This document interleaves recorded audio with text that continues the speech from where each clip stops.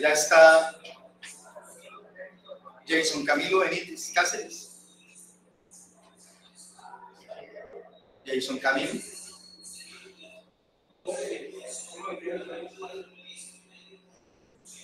Angie Valentina. Y el doctor Miguel Camilo. También está. Está el profesor Miguel, a que ingrese. Okay. Y Byron Ronaldo Pastrana. Byron no ha llegado todavía. Tenemos entonces una espejita para que. Profesor Adriano, aquí está. Sí, señor. El moderador también. El moderador de la mesa. Bueno, vamos a dar inicio entonces a experiencias significativas del diálogo interreligioso.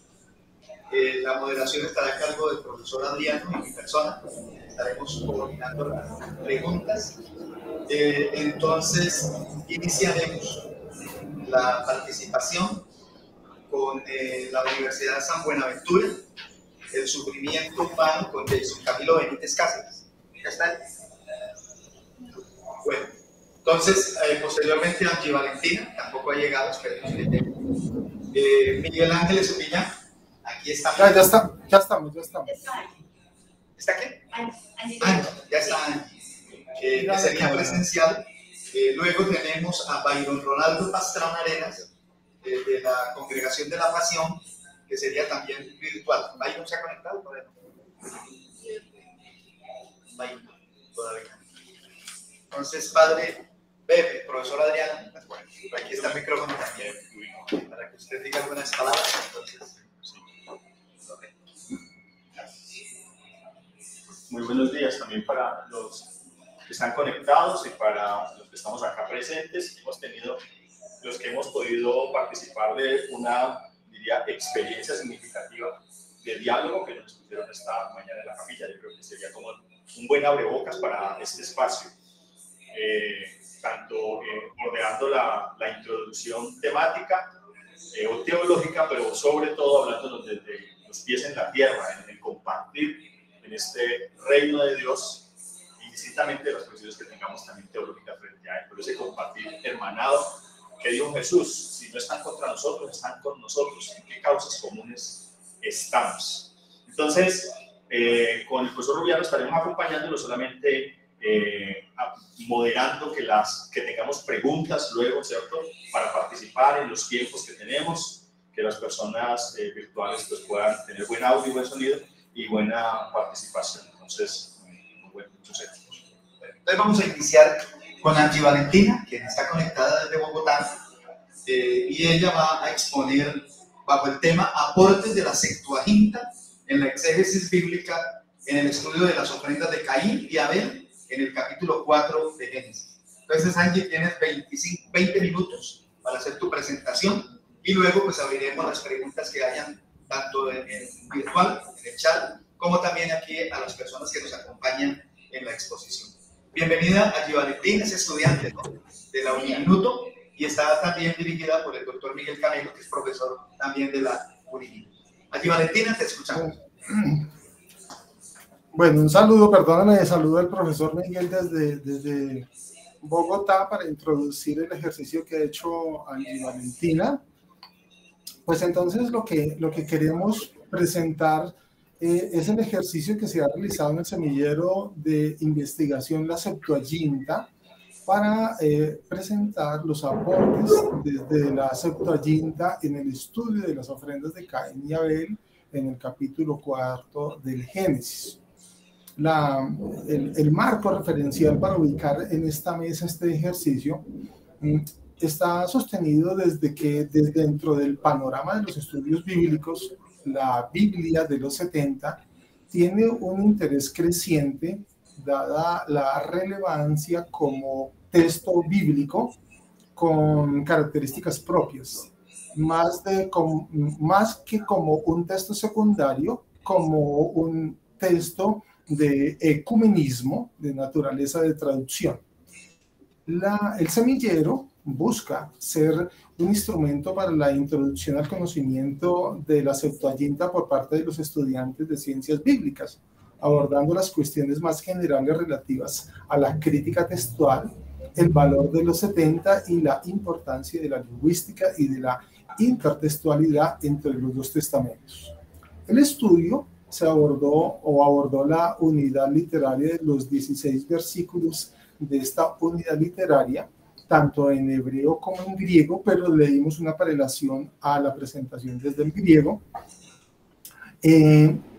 seleccionando algunos pasajes para ser presentados en paralelo con el texto masorético y mostrar los aportes, las cosas positivas que presenta la 70.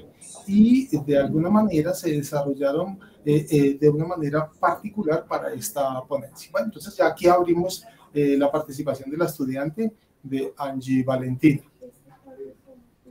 Angie, abre.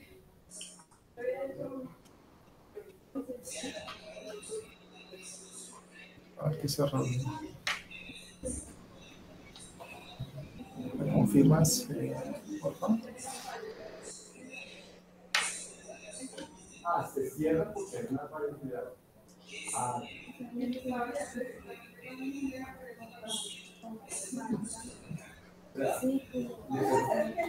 No sé si se nos cayó la conexión.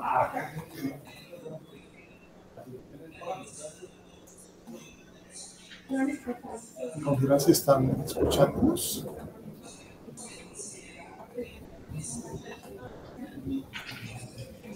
Angie. No sé si se nos cayó.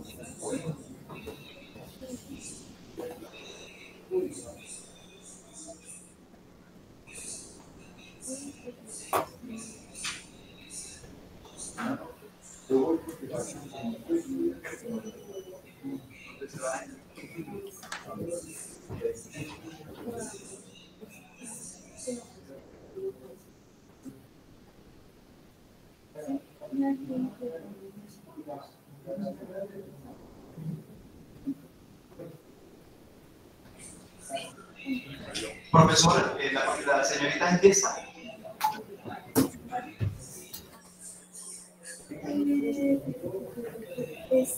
Sí, señor, estamos compartiendo estamos esperando que Angie ahora.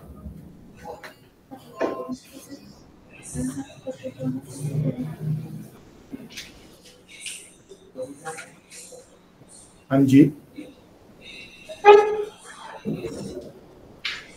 Porque si no podríamos iniciar entonces con la presentación presencial que tenemos aquí en este momento con Miguel Ángel Estupiñán. Entonces Angie se puede conectar. ¿Estamos de acuerdo? Para que no perdamos el tiempo. Sí, señor, ¿cómo no? Okay, vale. Entonces vamos a tener a Miguel Ángel Estupiñán. Miguel Ángel Estupiñán de la Orden de Frailes Menores bajo el tema Tolerancia y Diálogo en Raimundo Lurio.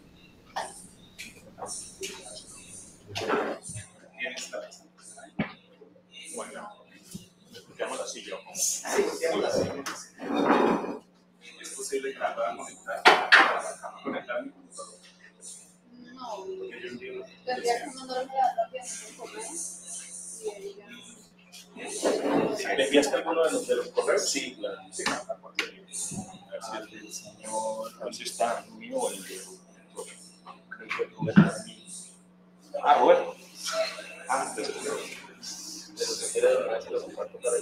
Sí, mejor, más rápido.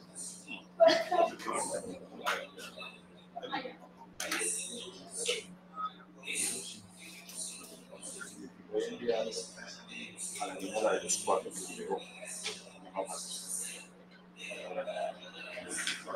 ¿Cómo es tu correo? coordinador de extensión. Coordinador de extensión, @unibautista.edu.cero. Coordinador de extensión. Te acabo de mandar desde allá a punto amarilla donde están los 4, que mandó Roberto, los 4 con él.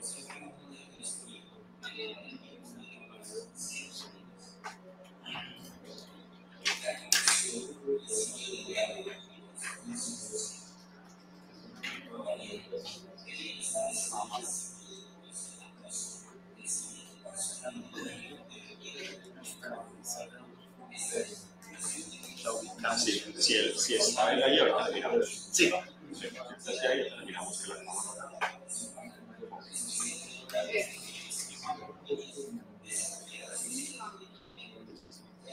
Ya la cambié del sistema. Pero,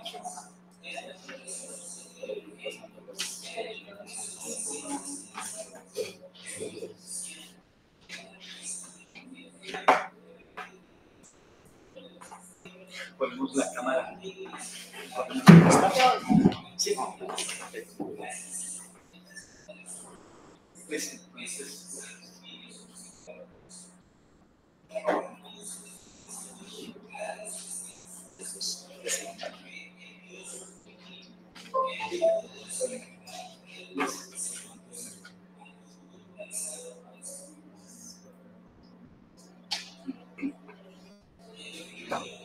Veinte minutos, son las 11:16.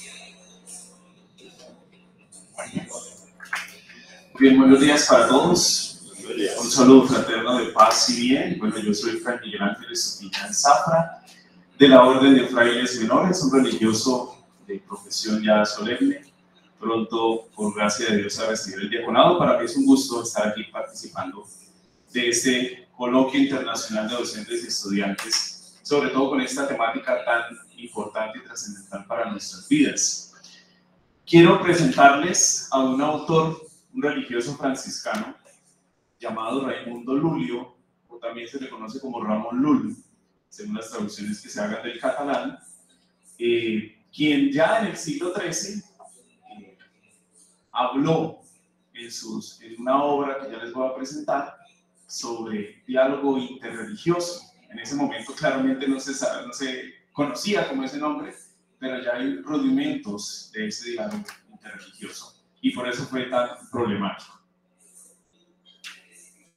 Bueno, el contenido de mi exposición está aquí, inicialmente entre teología y filosofía. Les voy a presentar muy brevemente el libro de El Gentil, los tres sabios, de Raimundo Lulio, y para finalizar, cómo podemos comprender a la luz de este pensador el diálogo entre las religiones, el diálogo interreligioso. Entonces, hablar de la persona de Ramón Llull o Raimundo Lulio implica volcar nuestra mirada hacia la Edad Media. Oh, por Dios. Más exactamente entre los años 1233, fecha de su nacimiento en Palma de Mallorca, España, y 1316, fecha en que aproximadamente falleció en Túnez, África del Norte, martirizado al evangelizar el nombre de Dios. Ahora bien, innumerables historiadores han querido recopilar su biografía y amplias obras. Muchos de sus escritos fueron destruidos, incluso por la misma Iglesia. Sin embargo, actualmente algunos pioneros de la espiritualidad franciscana del siglo XX han querido resaltar las características más importantes del pensamiento luliano. Entre ellos, encontramos a dos figuras representativas del franciscanismo, como lo son Fray José Antonio Merino y Fray Francisco Martínez Fresneda, quienes en el Manual de Teología Franciscana subrayan la importancia del pensamiento de Ramón Llull, su versatilidad y capacidad para poner a dialogar la filosofía y la teología. En ese sentido, Merino y Martínez Fresneda subrayan que con vocación insólita para conducir a los hombres a la verdad de la razón y a las fuentes auténticas de la revelación, Ramón Llull abrazó un proyecto de vida de hondas raíces franciscanas, a saber, la lucha por la plenitud de la vida desde su perspectiva cristiana, abrazando la vecina cultura y la religión musulmana. Además, según estos franciscanistas, los medios que emplea Ramón, también siguiendo a Francisco de Asís, son muy diferentes a los violentos que solía usar la comunidad cristiana, es decir, la cultura como instrumento de la verdad, para convertir y convencer a los infieles e instruir a los cristianos por el conocimiento de la lengua árabe. Asimismo, Merino y Martínez Fresneda añaden que el propósito principal de Ramón Llull, cosa que no fue bien vista por la Iglesia en su tiempo, fue lograr la adecuación de la razón a la fe. Entre otras palabras, suscitar un diálogo permanente, fructífero y deliberativo entre teología y filosofía. Es precisamente este el sentido del presente escrito, donde se busca identificar, grosso modo, cómo Ramón Lull trata de poner en diálogo la filosofía y la teología de las tres grandes religiones, musulmana, católica y judía. Lo hace exponiendo una historia en donde la razón entre la relación con la fe y determina la lógica y la veracidad de los argumentos expuestos por los protagonistas de la misma. Así, la razón y la fe para Ramón Lull se relacionan intrínsecamente y pueden permanecer unidas en relación al mismo objeto de estudio, como lo puede ser Dios.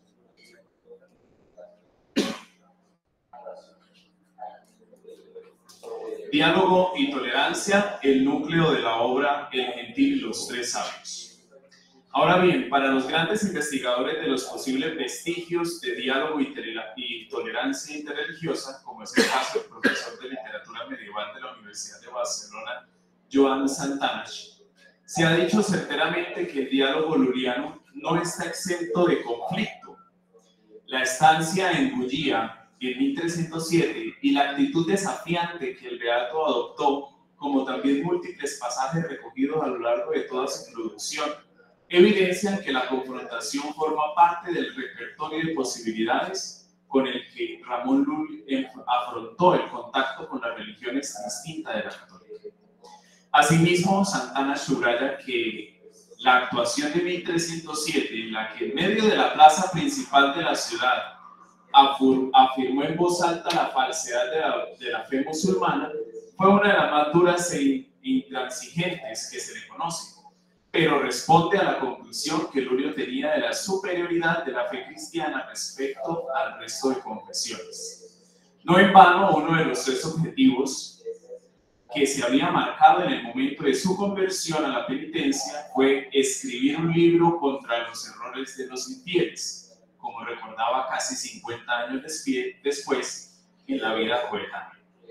Asimismo, un dato importante para comprender el objetivo de Lull lo señala Santanaix con las siguientes palabras. Cito: cuando Lull, o Lulio, dictó su biografía a los monjes de la Cartuja de Weber en 1311, y después de haber redactado no uno, sino un gran número de libros contra los errores de los infieles, este convencimiento continuaba siendo fundamental en sus estrategias misioneras. Pero a pesar de ello, según Santanaix, algunos textos suyos de tono menos combativo e incluso amable han contribuido modernamente a crear una imagen de Lull que se aleja del apologeta cristiano que acabo de esbozar y que atribuye al mallorquín, o sea, Raimundo, una actitud mucho más conciliadora y tolerante hacia las creencias de los no cristianos, de lo que los datos históricos que exponemos y las propias obras que dejó escritas nos permiten presuponer. En la difusión de esta visión, que es obvio que habría que matizar y revisar en varios aspectos, ha ejercido un papel determinante una obra escrita durante los primeros años de su producción, el libro del gentil y los tres sabios. De esta manera, siguiendo el estudio de Santanaix, en esta obra de Lull se plantea una ficción narrativa en la que un gentil que no tiene ningún conocimiento sobre Dios, pero sí una cierta formación filosófica, es adoctrinado por tres sabios, uno judío, uno cristiano y uno musulmán, que le justifican la necesaria existencia de la divinidad. Una vez el gentil se declara convencido y consolado por esta creencia, al final del libro de la obra, los sabios le aclaran sin embargo que la cosa no es tan sencilla, que ellos pertenecen a religiones distintas. Entonces el gentil escucha las explicaciones que cada uno de los sabios da de las propias creencias en los tres libros siguientes. Mientras uno de ellos expone sus razones, los otros dos permanecen en silencio y en ningún caso interrumpen o niegan las afirmaciones del que habla. Así, el único que formula preguntas para acabar de aclarar aspectos que quizás son poco evidentes es el gentil, al que en principio debemos considerar imparcial. Al final, después de que los sabios le hayan explicado los artículos principales de sus religiones respectivas, se niegan a escuchar cuál de las tres ha decidido adoptar el gentil, para poder continuar sus discusiones sobre temas religiosos con la misma cordialidad y amabilidad que ha mostrado a lo largo de toda la obra. En este sentido, la actitud respetuosa de los sabios y sobre todo el final del libro, abierto solo en apariencia, ha contribuido a crear una imagen de Lull tolerante y dispuesto a aceptar las creencias del otro si éste era capaz de demostrarlas. Por otra parte, siguiendo el detallado recuento de la historia del gentil y los tres sabios, nos encontramos con que Lull centra sus esfuerzos en probar la necesidad de los dos dogmas centrales del cristianismo, la Trinidad y la encarnación de Jesucristo, que sirven para individualizarlo respecto a las demás confesiones.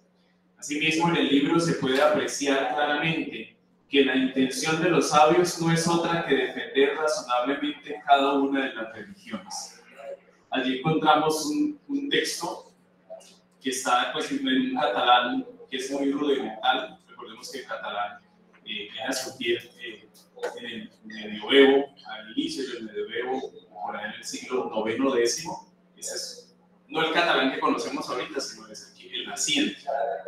Y allí se explica cómo, lo que acabé de decir, cómo el gentil escucha las tres versiones y quienes están hablando simplemente guardan silencio. No hay como una problemática como se esperaría en el medioevo. Ahora bien, si nos detenemos en la argumentación, vemos que en el gentil y los tres sabios, Raimundo Lulio no solo justifica la divinidad de Jesucristo, sino que introduce dudas, como no podía ser de otra manera, en dos cuestiones que, como ya se ha indicado, había rechazado de plano en la doctrina pueril. Primero, la esperanza judía en el advenimiento del Mesías y el carácter profético de la figura de Mahoma. Al hablar sobre el advenimiento del Mesías en el segundo libro de la obra, el sabio judío justifica la situación de subordinación y cautividad que sufría su pueblo en el siglo XIII por su amor a Dios. Dios, a su vez, se apiadaría de ellos y les enviaría al Mesías para que los sacara de la cautividad y pudiesen adorar a la divinidad como correspondía. Si no, la bondad de Dios no sería perfecta en lo que respecta a grandeza, poder y amor. Es allí donde podemos vislumbrar entonces cómo la teología hace su despliegue en tanto a la esperanza de un Dios que salva y que cumple sus promesas. Y por otra parte, la filosofía se impone tras pedir racionamientos argumentados para que el creyente afirme tales asuntos. Parece ser entonces que no le es difícil a Ramón Lull hacer una especie de careo pacífico entre la razón y la fe en este sentido. En palabras de Lulio en su obra, nos muestra cómo la cortesía puede estar por encima de cualquier diferencia. Así las cosas, podemos inferir que para Raimundo Lulio el reconocimiento del otro es presupuesto de toda reflexión y de toda posibilidad de argumentación. También en una comunidad de comunicación ideal que representa al gentil y los tres sabios, Lulio presupone para que el discurso pueda ser puramente argumentativo una situación libre de coacción. Ahora bien, aunque hablar aquí de interculturalidad sería caer en un posible anacronismo por la actualidad del término, el concepto de comunidad manejado por Lull podría convertirse en el cimiento de una sociedad multicultural. Asimismo, a la vez que Lull critica cada vez con más vehemencia el sistema, se impone su convicción de que la convivencia entre las religiones y las culturas no solo deben ser comprendidas como reguladoras, sino como alternativa a la soberanía y al poder fáctico. Ahora bien, esta postura tan vanguardista para el momento trajo consigo consecuencias negativas para el propósito inicial de Raimundo Lulio, ya que, como lo sabemos, la Iglesia de la Edad Media buscaba imponerse radicalmente como el único y verdadero creo justificado. En síntesis, el libro del gentil y los tres sabios no es una obra apologética en el sentido clásico, pues la reivindicación de una religión sea la única y verdadera no se afirma literalmente, sino que la finalidad del diálogo es acercarse mutuamente y nunca cesar en el esfuerzo por dialogar. Así pues, nadie sabe de antemano el resultado del encuentro entre las religiones, ni el partido por el que se decidirá el gentil. Sin embargo, una cosa sí es segura: al finalizar el diálogo, ninguno de los interlocutores puede ser el mismo que cuando inició.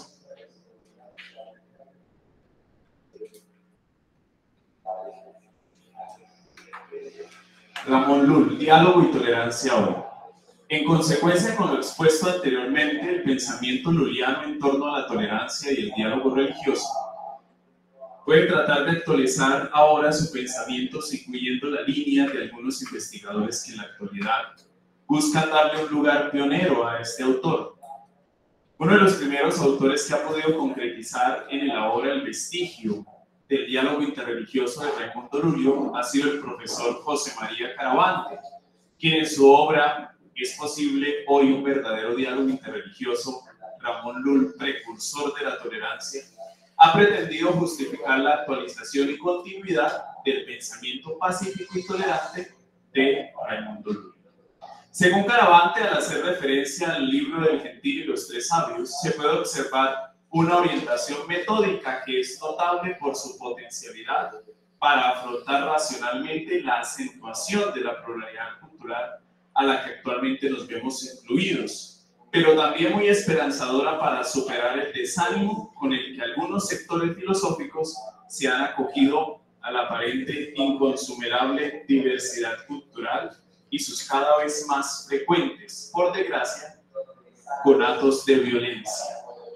En este sentido, lo que Caravante trata de demostrar es cómo las herramientas lullianas y la concepción de diálogo propuesta en su obra expuesta constituyen un camino fecundo para salvar las disyuntivas cosmovisivas y abren una senda para articular una alternativa fecunda y pacífica en la que fundar la convivencia intercultural e interreligiosa. Así pues, el contexto plural y globalizado, salvando las distancias, pero con analogías con el momento en el que Raimundo Lull vivió, valida con matices su aproximación al fenómeno. Junto a estos factores, pluralidad y globalización, hay dos más que nos combinan a volver a repensar los argumentos del autor, que certifican la actualidad que suponemos, pues retoman uno de los aspectos más importantes en relación a la fe religiosa en tiempos postseculares, que son la racionalidad o de la fe. En este sentido, sería inadecuado reducir el diálogo interreligioso al intercambio de opiniones entre creyentes de diferentes confesiones religiosas. Hoy ese diálogo ha de incluir la relación entre creyentes y no creyentes, como ha indicado Habermas en los últimos trabajos. Que uno de los personajes centrales de la narración de Lull sea justamente un gentil no es, pues, un elemento superficial para la lectura que proponemos aquí. Por otro lado, a la necesidad de recuperar la racionalidad de la fe ha contribuido dos hechos. En primer lugar, no podemos dejar de aludir al yihadismo y terrorismo islamita, que ha vuelto a destacar el posible vínculo que existe entre religión y violencia. Y en segundo lugar, las secuelas de las propias actitudes secularistas, desde las cuales se observa con condescendencia la fe religiosa.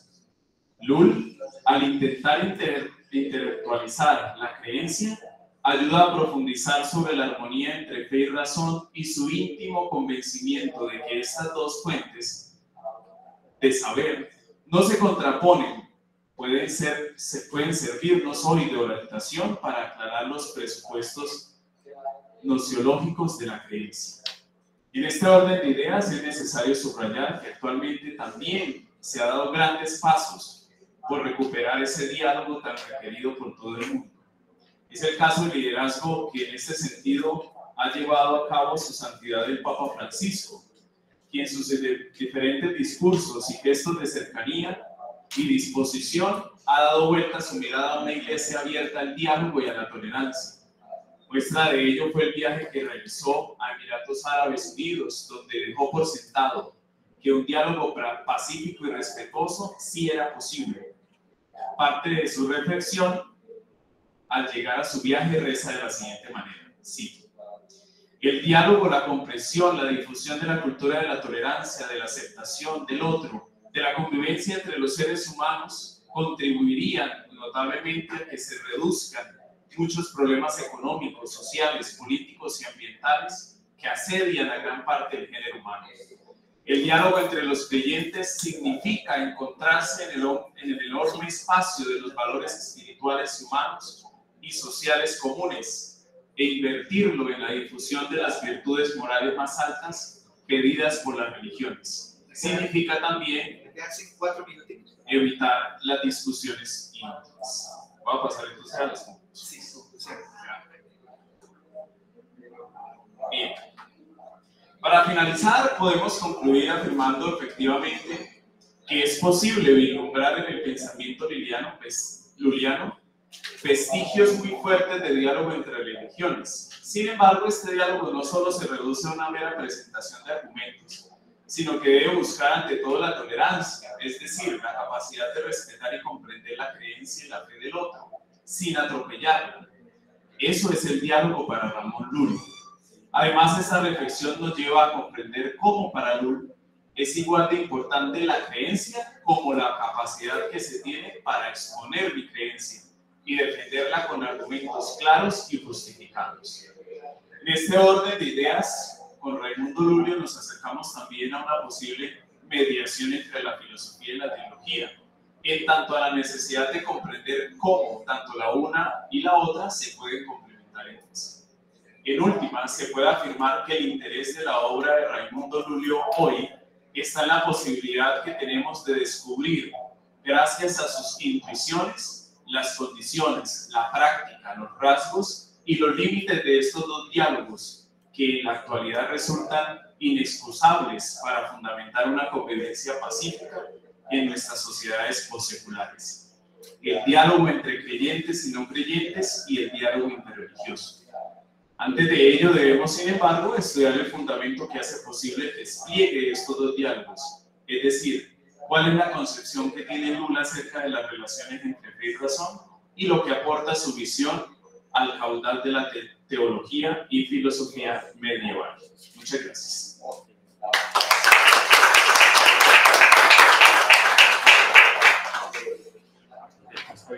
Bueno, muchas gracias Miguel Ángel, hermano Miguel Ángel, por su presentación que nos acerca, que nos pone en este contexto de diálogo. Vamos a tener las preguntas al final para que podamos escuchar a los demás. Bueno, entonces tenemos ya a Angie Valentina. Sí, señor, está con el usuario Kelly. Ok, Kelly. Muy bien, Angie Valentina. Entonces, igualmente tienes 20 minutos para la exposición. Y como ya lo dije ahora, es un excelente tema que Angie Valentina de la Uniminuto nos va a presentar en este momento, ¿no? Aportes de la Septuaginta en la exégesis bíblica en el estudio de las ofrendas de Caín y Abel, en el capítulo 4 del libro de Génesis. Angie, tienes tu tiempo. Hola, buenas tardes a todos. Muchas gracias por el espacio. Qué pena ahí que se me cortó, pero bueno, ya voy a compartir acá.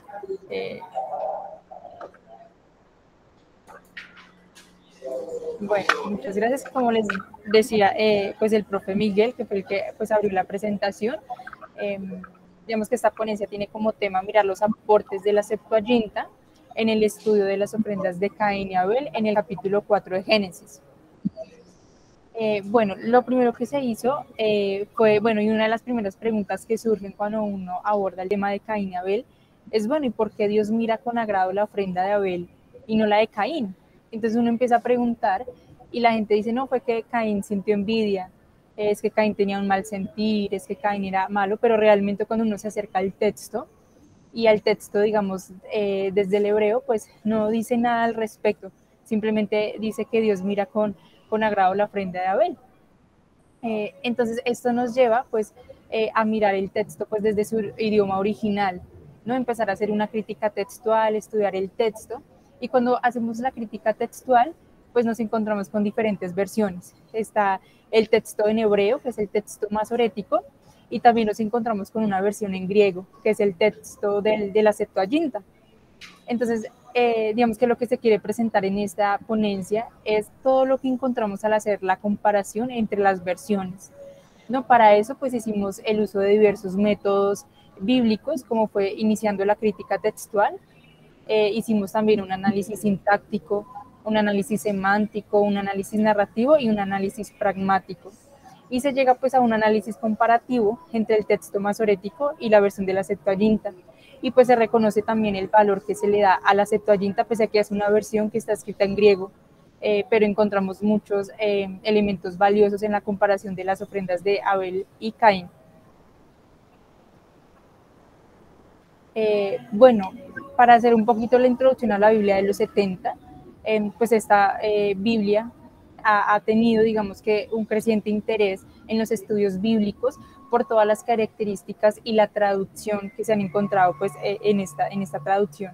El semillero que intenta pues, hacer como toda una investigación en cuanto a esta versión, estudiarla un poquito más, mirar qué aportes tiene a la Biblia, ¿no?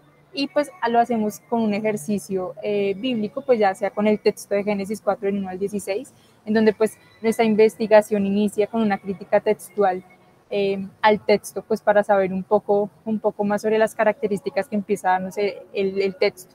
¿Cuál fue nuestra metodología? Como les digo, pues fue un acercamiento de crítica textual, coger las versiones, mirar qué se diferencia, qué semejanzas hay. Hicimos también un análisis sintáctico. En este análisis, digamos que cuando uno ve las ofrendas de Caín y Abel, uno ve la presencia de un sufijo pronominal, que es su, que está presente en la ofrenda de Abel, pero no está presente en la ofrenda de Caín. Entonces se dice que Caín hace una ofrenda de los frutos del suelo, y dice que Abel hace una ofrenda de su rebaño y de su grasa, ¿no? Ese es el sufijo pronominal, es ese su. Miramos cuando analizamos ambas versiones, nos damos cuenta que en ambas, digamos que guardan esa similitud. El sufijo pronominal se omite en la ofrenda de Caín, pero está en la ofrenda de Abel en ambas versiones, tanto en el texto masorético como en la versión de los 70. Hacemos también un análisis semántico, es decir, de todas las palabras que aparecen en las versiones, en el texto, y nos damos cuenta que el texto masorético usa unas palabras y el texto de los 70 otras, pero igual hacemos el análisis semántico de cada una de las palabras porque ellas ya nos dan un contexto. Hacemos un análisis narrativo, es decir, hacemos una estructura de toda la narración, y pues finalmente hacemos como todo un acercamiento ya pragmático, qué quiere decir el texto, qué nos habla el texto, pues con las diferentes diferencias que empezamos a ver muy marcadas en los textos. ¿Cuáles fueron los resultados? Miren, algunos términos idénticos, como les digo, la presencia de ese sufijo pronominal del que les hablo, que es una característica muy importante en la narración, porque el autor empieza haciendo paralelismos entre Caín y Abel. Dice, nace Caín, después nace Abel. Abel es pastor de rebaño, Caín es labrador de la tierra. Caín hace una ofrenda a Yahvé, Abel hace exactamente lo mismo. Empieza a hacer una similitud, pero dentro, analizando muy bien todo el texto, vemos la presencia de un sufijo pronominal en Abel que no está en Caín. Y vemos que en ambos textos, tanto en el texto masorético como en la versión de los 70, se mantiene. O sea, donde no está en ninguna versión, y donde sí está en ambas versiones. Entonces es un elemento importante que los traductores o los escritores tuvieron en cuenta y no cambiaron, porque tiene una intencionalidad, entonces es importante tenerla en cuenta. Pero también vemos distintos términos. Por ejemplo, el texto masorético, cuando habla de que Caín y Abel hacen una ofrenda, utiliza el mismo término, minaj, en hebreo, que significa ofrenda. Dice, y Caín hace una ofrenda a Yahvé y Abel hace una ofrenda a Yahvé, utiliza el mismo término. En cambio, la versión de los 70 hace una diferenciación. Va a decir que Caín hace un tusía, un sacrificio a Dios, mientras que Abel hace un dorios, hace un regalo. Y esa palabra está en plural, es decir, que Abel hace regalos ante Dios. Cuando hacemos el análisis semántico, el que les hablaba en la metodología, nos damos cuenta que tusían, hacer un sacrificio, es muy diferente a hacer dorios, regalos ante Dios. Entonces ahí empezamos a ver una diferenciación marcada en la intención que tuvieron los textos. También podemos ver, digamos, en la versión de los 70, que dice que Dios ve, ¿no? En la ofrenda de Caín, utiliza el verbo prosesgen, que es atendió, y tiende a utilizarse como un rechazo. Cuando Dios vea la ofrenda de Caín es como si ya la estuviera rechazando. En cambio, en Abel utiliza el verbo epeiden, que es miró sobre, y este mirar sobre, desde el hebreo, es una valoración positiva. Vemos una marcada diferenciación en estos términos porque cambia su intención. También vemos distinciones de género y número, digamos la versión de la Septuaginta en el versículo 4 dice que Abel hace una ofrenda de los primogénitos de las ovejas de él y de las grosuras de ellos, ¿no? En plural. El texto masorético utiliza la palabra en singular, va a decir que él hace una ofrenda del primogénito de su rebaño y de su grasa. Hay una diferenciación y si lo comparamos un poco con el primer término, ¿no? de sacrificio, digo, de regalos, la versión de los 70 dice, hizo regalos porque dio de los primogénitos de las ovejas de él, no de todos los primogénitos. Es un poco más explícito el texto, la versión de los 70 al describir a Caín y Abel. Acá también vemos un elemento importante y es que en el versículo 8, cuando dice que en el texto masorético dice, y habló Caín a Abel su hermano, : y sucedió cuando eran en el campo, o sea, cuando estaban en el campo, Caín se lanzó contra Abel, su hermano, y lo mató. No nos dice qué palabras le dice Caín a Abel, simplemente dice, y él habló con Abel, su hermano, y ya cuando estaban en el campo lo mató. En cambio, la versión de los 70 sí nos va a decir que, y Caín dijo a Abel, su hermano, vayamos al campo. Y aconteció que mientras estaban en el campo, Caín se levanta contra Abel, su hermano, y lo mató. Ese vayamos al campo es un añadido en la versión de los 70 que no está en el texto masorético. Y con todas las características que hemos ido mirando, podemos ver la intención del texto masorético un poco más suave con la presencia de Caín. Es decir, lo muestra como alguien que se dejó llenar de ira, que se dejó llenar se dejó llevar por sus sentimientos, porque decae su rostro, porque siente como tristeza, y se deja llevar. En cambio, la versión de los 70 nos muestra a un Caín que ha premeditado el asesinato de Abel. Es decir, él lo pensó, él lo maquinó, él dijimos, vayamos al campo.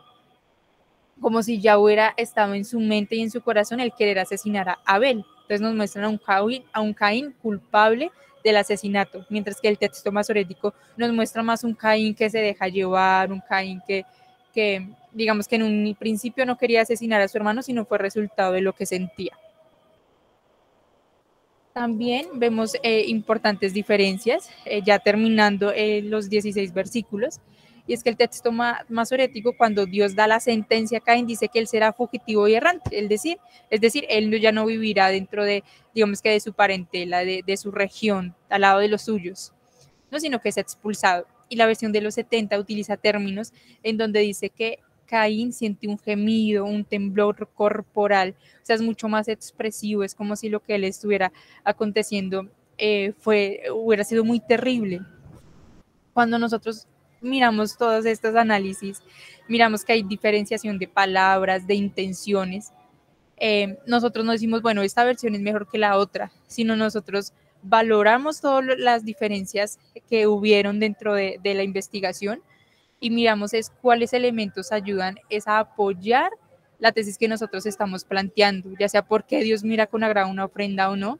No nos inclinamos por una versión porque sea mejor que la otra, sino por la intencionalidad que tuvieron los autores al redactarlos, a cambiar una palabra, y también nos enfocamos mucho a la población a la que va dirigida, ¿no? El contexto en el que le va a hablar esa perícopa, por qué utilizar este término, por qué utilizar regalos en vez de sacrificio u ofrenda, por qué considerarlo mejor y mirar en qué contexto vamos a hablar y qué características pueden iluminar un contexto. Nuestras conclusiones son que pues hay diferenciación entre las versiones cuando nos acercamos a un texto bíblico y eso enriquece mucho más la interpretación de un texto. Digamos, no nos sesgamos simplemente a una interpretación, a un solo pensamiento de un texto, sino que la misma palabra de Dios y las mismas versiones y traducciones nos ayudan a ampliar mucho más el panorama de un texto bíblico.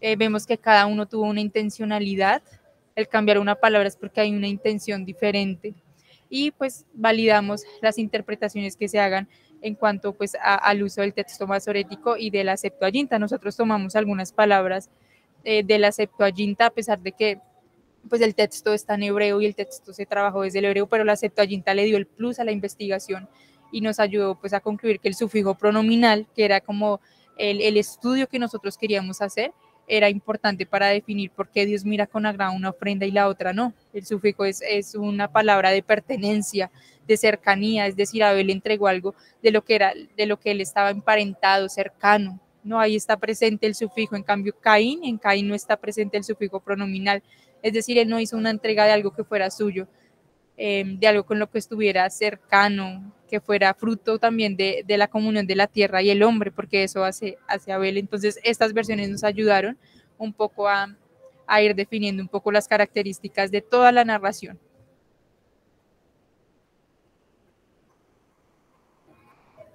Un aplauso para Valentina. Muy buena exposición, muchas gracias. Entonces, como dijo el profesor Adriano, al final estaremos escuchando las preguntas para que las tengamos allí apuntadas. Bueno, entonces vamos a presentar a Jason Camilo Benítez. Está acá, ¿sí? Pues Está virtual. Está virtual, lo tenemos en este momento. Jason Camilo, buenos días. ¿Dónde está? Bueno, entonces tenemos a Byron Ronaldo Pastrán Arena, de la Congregación de la Pasión. Es estudiante y tiene el tema el diálogo interreligioso con el Islam a partir de los principios de la Declaración Nostra Aetate del Concilio Ecuménico Vaticano II. Byron, buenos días. Hola, muy buenos días a todos. Un cordial saludo. Ya presento. Ahí lo escuchamos bien. ¿Va a poner alguna presentación? No, un segundo. Ahora.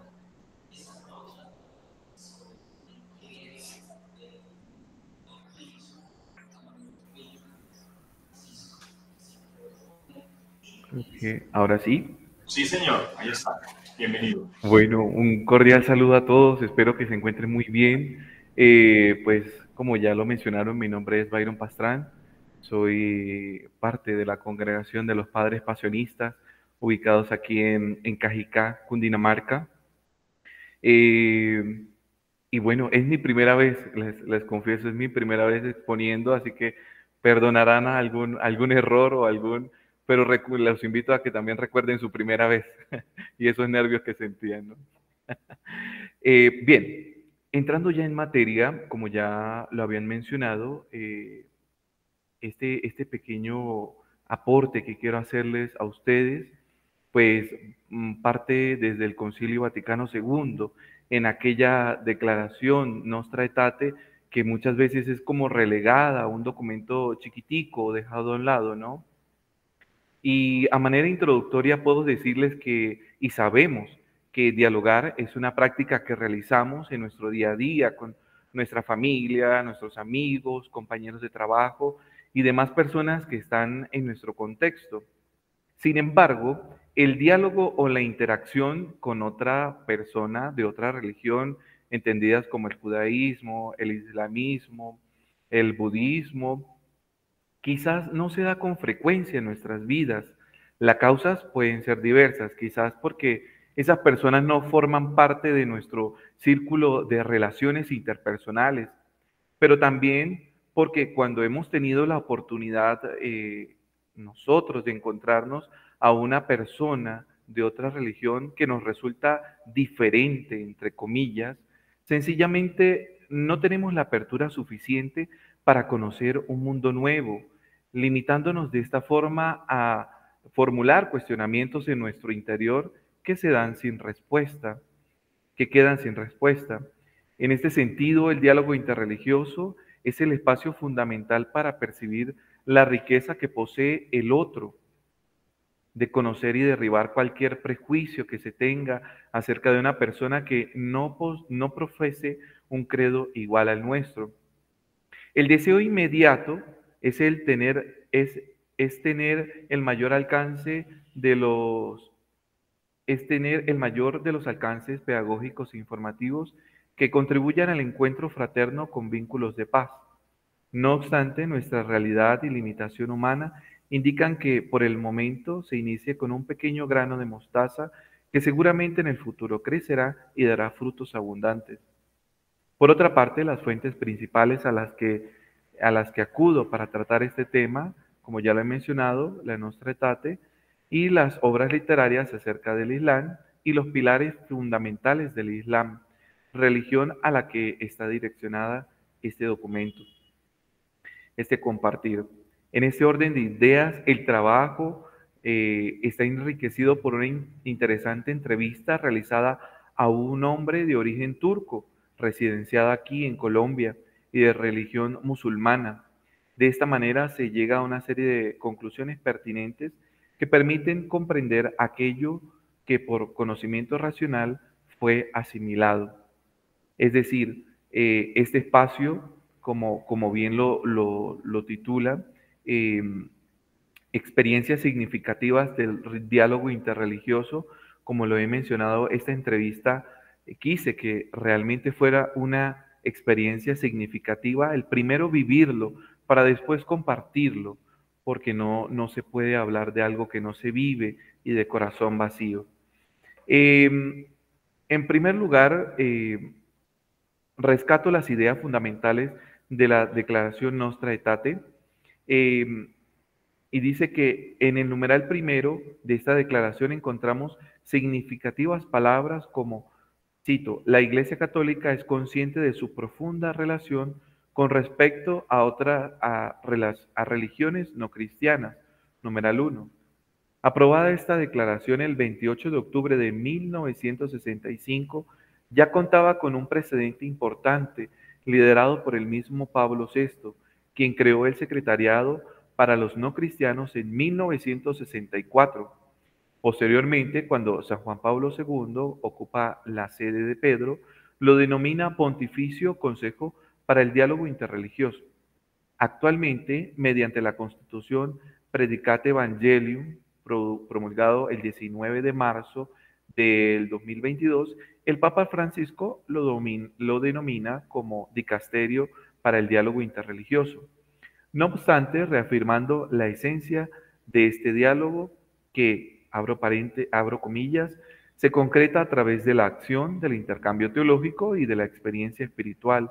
El dicasterio promueve entre todos los hombres una verdadera búsqueda de Dios. Cierro comillas. Todos los pueblos forman una comunidad y tienen un mismo origen. Dios, quien a su vez es también su fin último. Esta afirmación es retomada 35 años después por el Catecismo de la Iglesia Católica en el numeral 360 y encuentra su fundamento bíblico en las palabras pronunciadas por el apóstol San Pablo en el Areópago a los atenienses: el que creó de un solo principio todo linaje humano para que habitase sobre la faz de la tierra, fijando los tiempos determinados y los límites del lugar donde habían de habitar, con el fin de que buscasen la divinidad. Hechos 17:26. Los hombres esperan de las diversas religiones las respuestas de los enigmas recónditos de la condición humana, que conmueven íntimamente su corazón. Enigmas como ¿qué es el hombre? ¿Cuál es el sentido de su existencia en el mundo?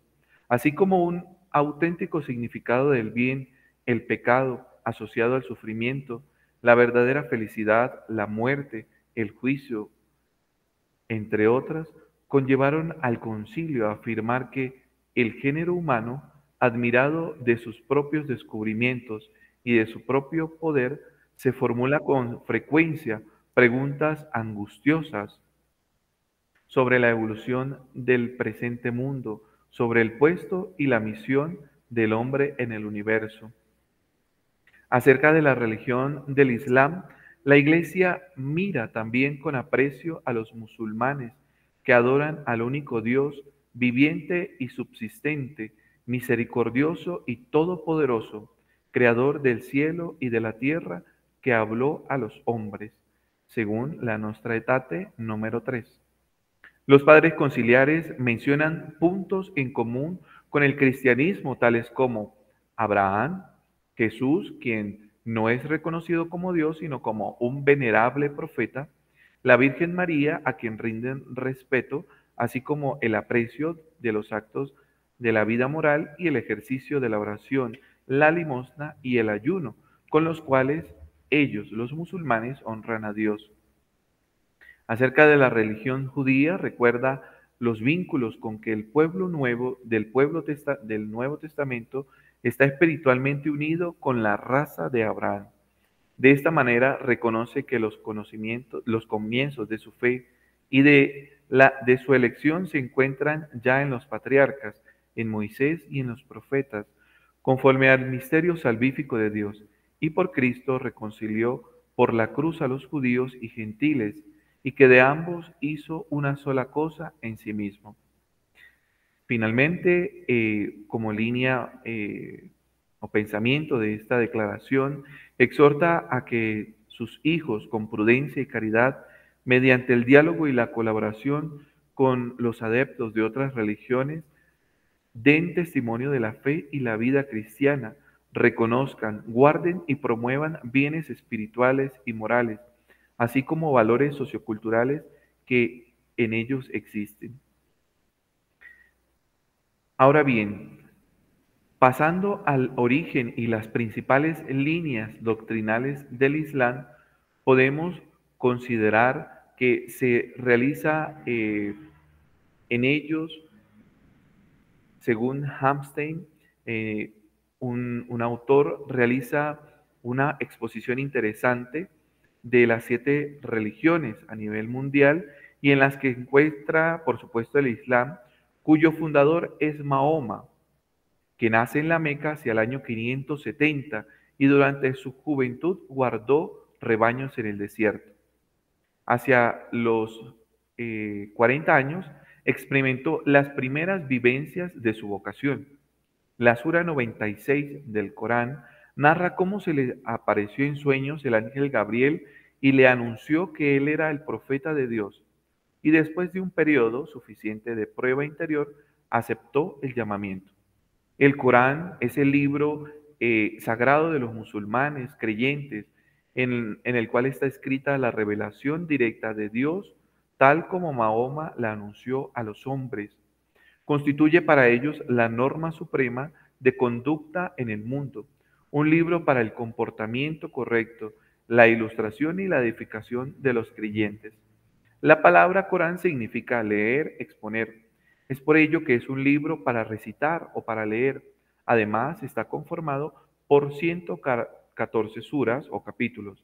Estos no están ordenados cronológicamente. Es importante señalarlo.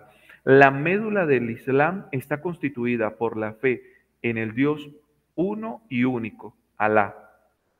La expresión de este concepto radical y teocéntrico del mundo es para el musulmán la entrega a Dios y su veneración sin reserva y la sumisión incondicional a su voluntad y decisión. La lucha contra toda forma de politeísmo y la exclusiva valoración de la unidad de Alá son por consiguientes ejes reiterados de las exhortaciones religiosas a Mahoma. Es importante conocer estas líneas fundamentales para poder entender lo que más adelante pretendo abarcar.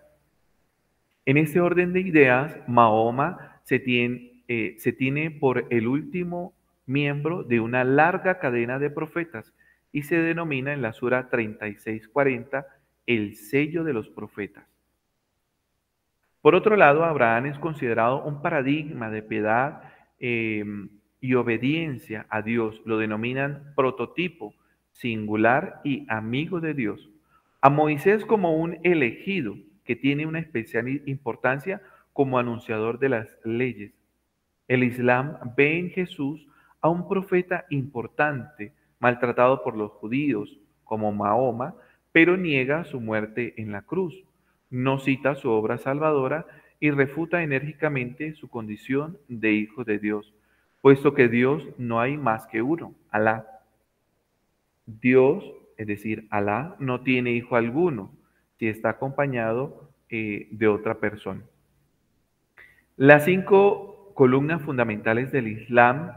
La primera, la confesión de fe efectuada pública y visiblemente, el shahada, y debe ser pronunciada en árabe, esta confesión de fe. La segunda, ligada con la primera, es el salat, que consiste en el deber litúrgico de la oración durante la mañana, el mediodía, la tarde, el ocaso y la noche. Para ello realizan una serie de lavatorios rituales, el tahara. El dar limosna, el zakat, es la tercera columna y significa la obligación del creyente de compartir su riqueza con los hermanos en la fe que se encuentren en necesidad. La cuarta es el ayuno ritual, el swam, el cual mediante la autodisciplina corporal ha de producirse una purificación interior. Finalmente, la quinta columna está constituida por el Hajj, una peregrinación a la Meca y alrededores. Todo musulmán, si la salud, el patrimonio y la seguridad del camino lo permiten, tienen que efectuar esta peregrinación por lo menos una vez en la vida. Expuesta a esta línea, ya podemos irnos dando cuenta algunos puntos de contactos o similitudes que nos unen. Ciertamente pareciese que fuéramos completamente diferentes, pero en realidad existen varios puntos de contacto, por lo que ya podemos ir discerniendo. A continuación le presento a ustedes la entrevista, como ya lo había anunciado, y es que en la dinámica del proceso investigativo del diálogo interreligioso surgió la interesante idea de ir más allá de los libros y de llevar a cabo a entrevistar a una persona de religión musulmana y de esta manera conocer sus perspectivas y a su vez la de su religión. Ibrahim es el nombre de esta persona de origen turco y residenciado actualmente en Colombia. Amablemente respondió a los siguientes cuestionamientos que tuve a bien realizarle. Le pregunté, ¿ha escuchado o participado alguna vez en un diálogo interreligioso? Su respuesta fue, sí, he escuchado acerca del diálogo interreligioso, aunque no he participado en ninguno por medio del movimiento al que pertenezco, Hizmet, que traduce servicio a la humanidad. He encontrado una conexión con un movimiento católico llamado Focolares, de origen italiano, en el que no hay mesas de diálogo, pero sí actividades concretas en las que participan muchos jóvenes en calidad de voluntariado a personas que más lo necesitan. Resumiendo y concluyendo. ¿Queda poco tiempo ya? 4 minutos. 4 minutos. Bueno, al final, una de las preguntas más resaltantes que le hago es que si existe un prejuicio en algunas personas al pensar que al profesar ser musulmán, es sinónimo de actos terroristas y considera que existen unos grupos terroristas que se dedican a enseñarles a otros desde muy pequeños a matar a aquellos que no sean musulmanes. Antes de enseñarles a aprender a leer o a escribir, estos grupos se disputan entre sí el poder. Ellos encuentran su fundamento en algunos pasajes del Corán, lo sacan del contexto y quitan la vida de muchas personas, como lo sucedido el 11 de septiembre del 2001. Pero no tienen en cuenta la frase de Mohamed al decir que matar un inocente es matar a la humanidad. En ellos, otra de las preguntas es acerca de la pertenencia o los temas actuales que se tienen, como el matrimonio igualitario, aborto u otros temas que son interesantes. Sin embargo, él considera que es necesario este diálogo, que siempre una persona debe tener una apertura al diálogo y que siempre existirán grupos extremistas, que unos pocos que dañen esta concepción de personas de su religión. Este pensamiento radicalmente extremo que es capaz de acabar con la vida de otros seres humanos es uno de los grandes desafíos que se debe enfrentar. Cada vez con frecuencia escuchamos a grupos que lideran banderas de diversidad, pero lamentablemente no respetan la libertad del otro, queriendo imponer su ideología y escapando al diálogo fraterno que verdaderamente nos hace reconocernos como hermanos y en el que somos capaces de ver las virtudes y capacidades que, puestos al servicio de los excluidos y marginados de nuestra sociedad, podemos lograr una auténtica unidad en la riqueza de la diversidad. Muchas gracias.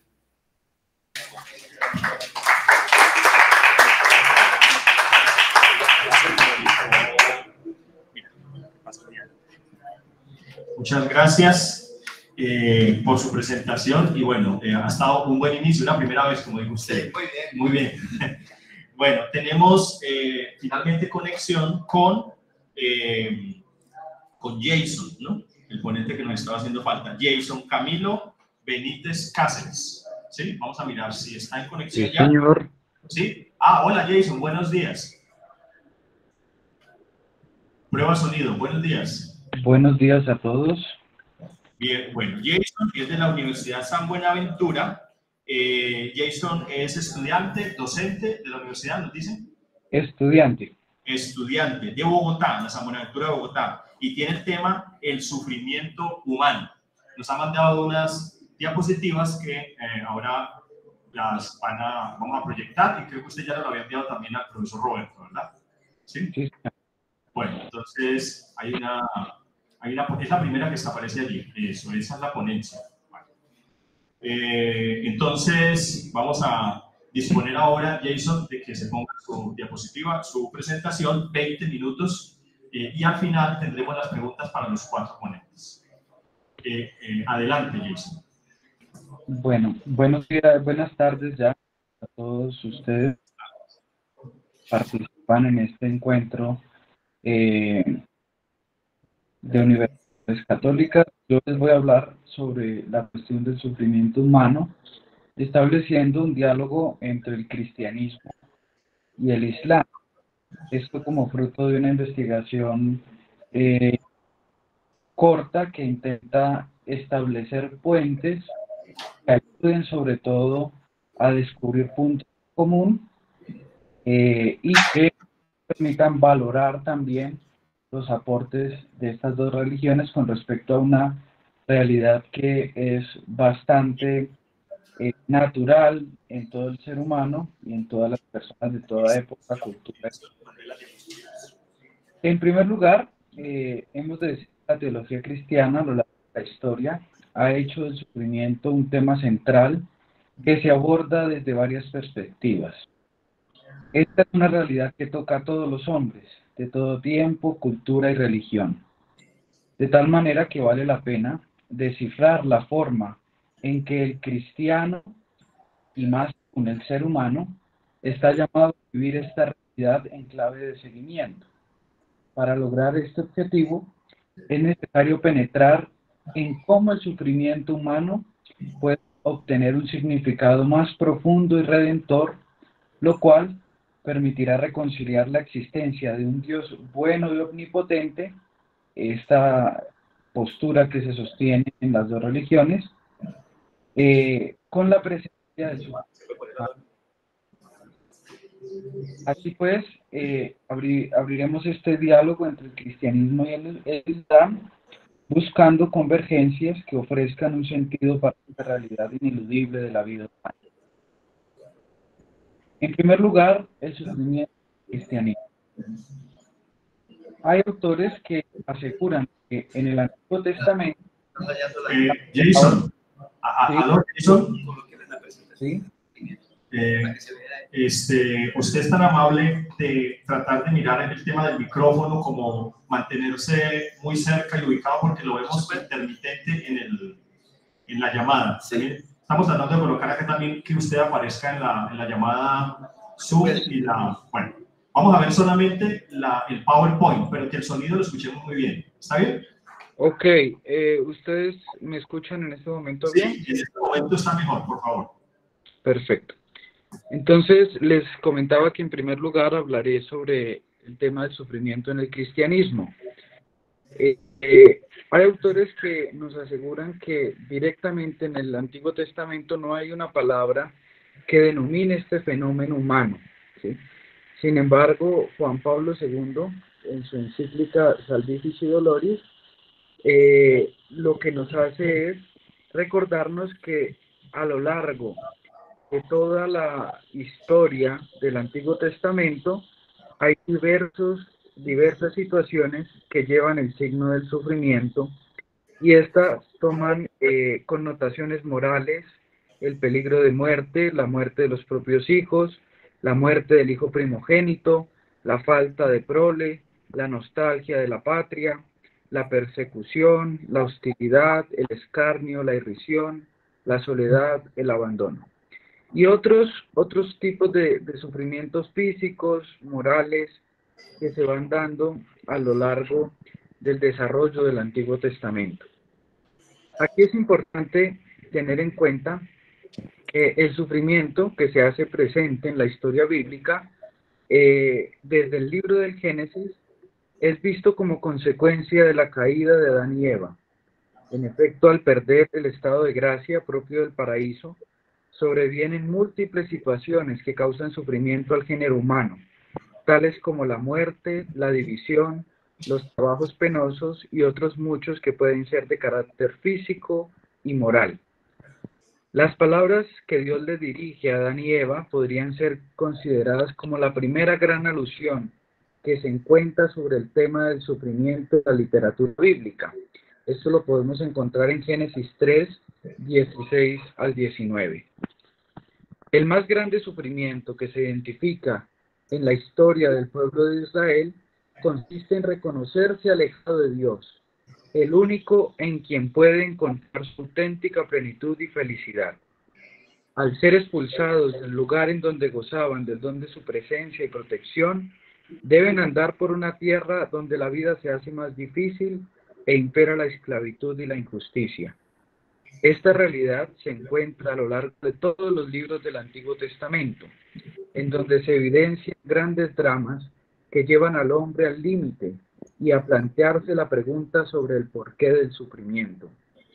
Situación que genera no pocas veces impotencia al no encontrar un remedio que aleje esas dolencias que carcomen las raíces del ser. Este creo que es el planteamiento más importante que podría explicar la cuestión del sufrimiento y la concepción del Antiguo Testamento sobre el mismo. La doctrina clásica de la retribución explicaba comúnmente en Israel que un hombre fuera objeto de sufrimiento. Tenían ellos la concepción de que en esta vida se recibe conforme hayan sido las obras. Es decir, el Dios del Antiguo Testamento castiga el pecado a través de los acontecimientos de la historia. Entonces se establece la relación entre pecado, sufrimiento, y se comienza a valorar el esquema justicia, bendición. Esto es importante porque aquí vamos a ver el primer puente o la primera cosa en común que se encuentra con el Islam. El sufrimiento en esta parte de la doctrina clásica de la retribución se presenta como consecuencia del pecado. En el Islam veremos que el sufrimiento se ve también como un separarse de unos valores clásicos religiosos, de unas normas que están integradas en el mismo ser del hombre, y por eso se viene a dar la cuestión del sufrimiento. Como se ha visto, para el pueblo de Israel lo común era valorar el sufrimiento desde la doctrina de la retribución. Sin embargo, en el mensaje de Jesucristo se encuentra una lógica completamente distinta a la judía, que deja atrás una mentalidad popular que hunde sus raíces en la conocida ley del talión. Jesús presenta una nueva dimensión del dolor humano. El cambio se puede evidenciar en aquel pasaje del Evangelio de Juan, donde acontece la curación de un enfermo. Leo literalmente: según caminaban, vio a un hombre ciego de nacimiento. Sus discípulos le preguntaron: Rabí, ¿quién pecó, él o sus padres, para que haya nacido ciego? Respondió Jesús: ni él pecó, ni sus padres. Es para que se manifieste en él las obras de Dios. En el reino de Dios existe un lugar especial para los pobres, enfermos y excluidos. En él ningún sufrimiento es consecuencia del pecado. El acontecimiento más importante que la literatura neotestamentaria presenta es que incluso el Verbo encarnado, en quien no existe mancha ni pecado, experimenta el sufrimiento y el dolor en su misión redentora.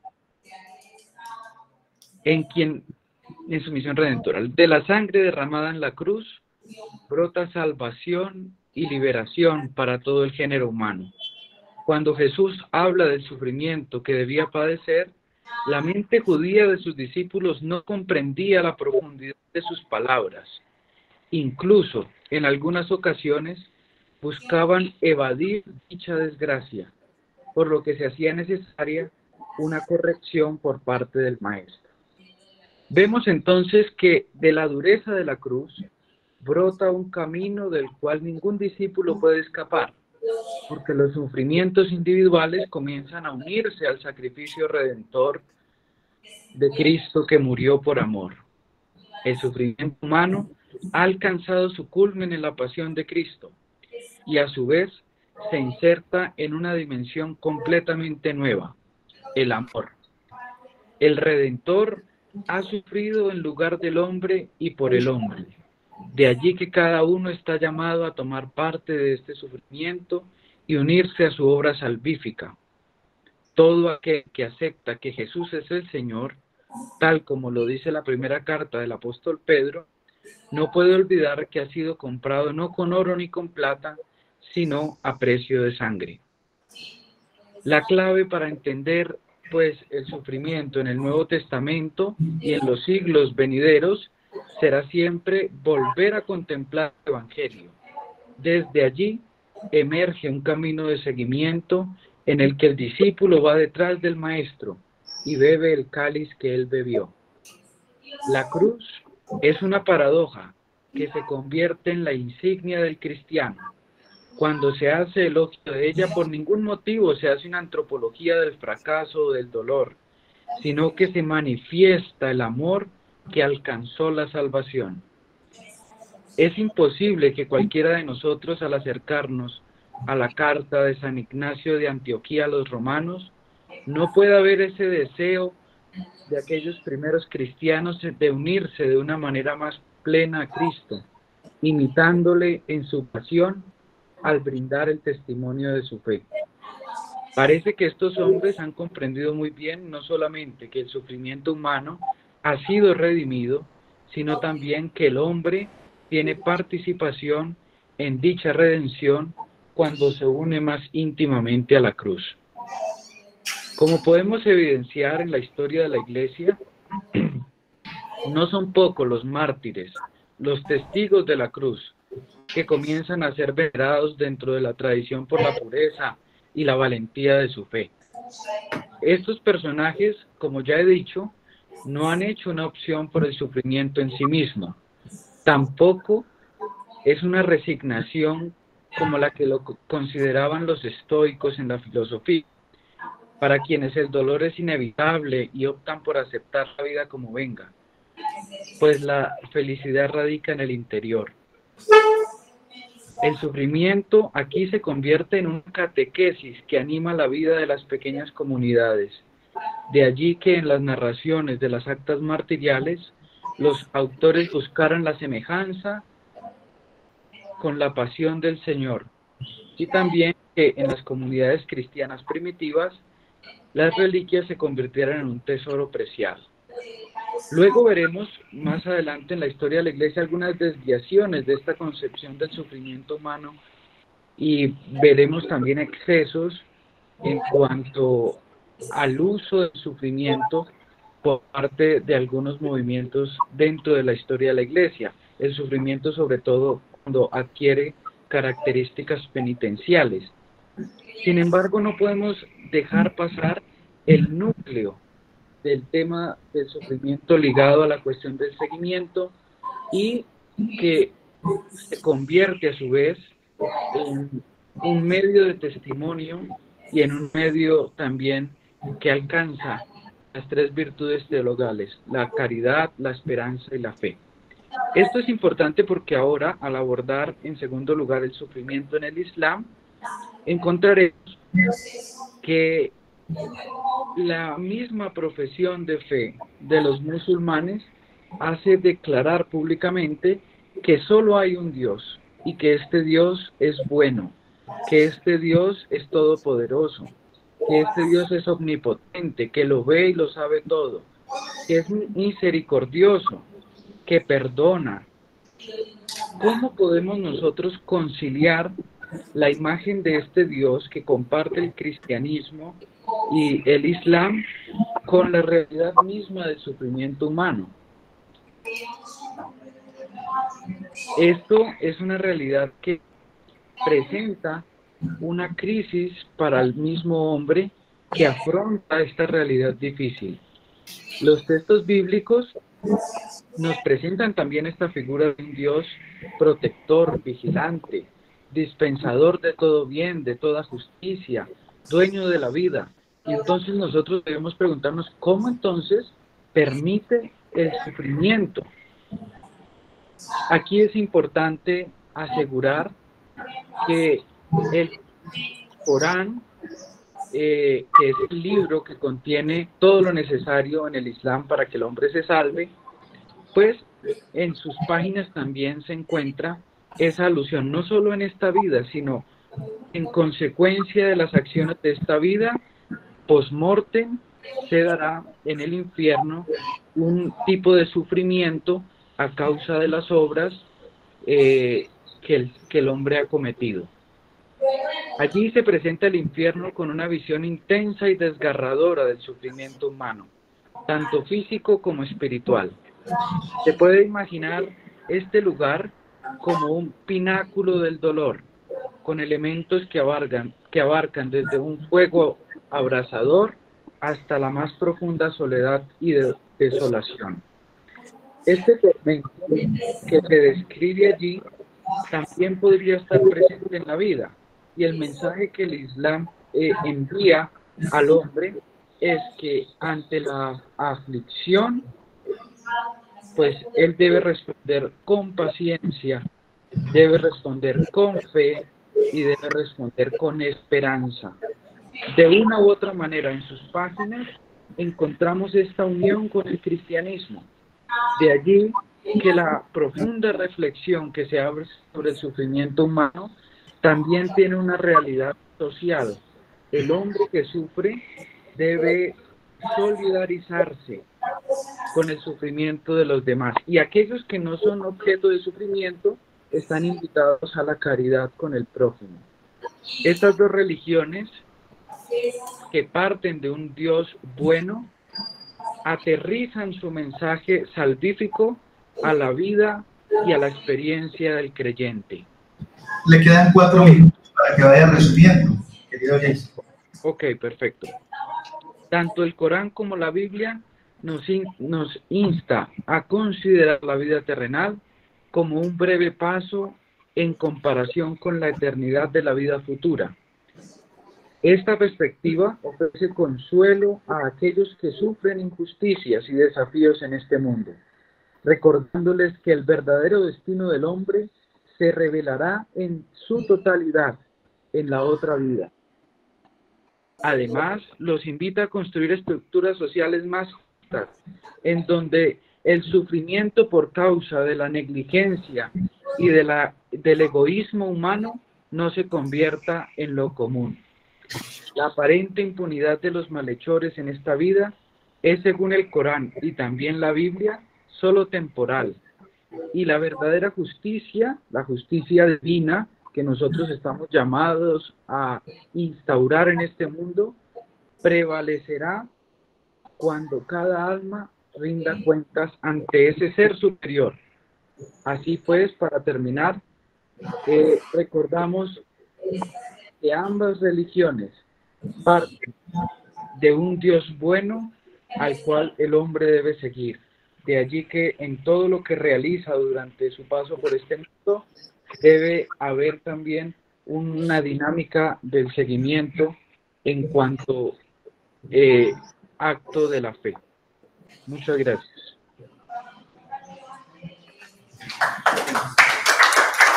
Muchas gracias, Jason.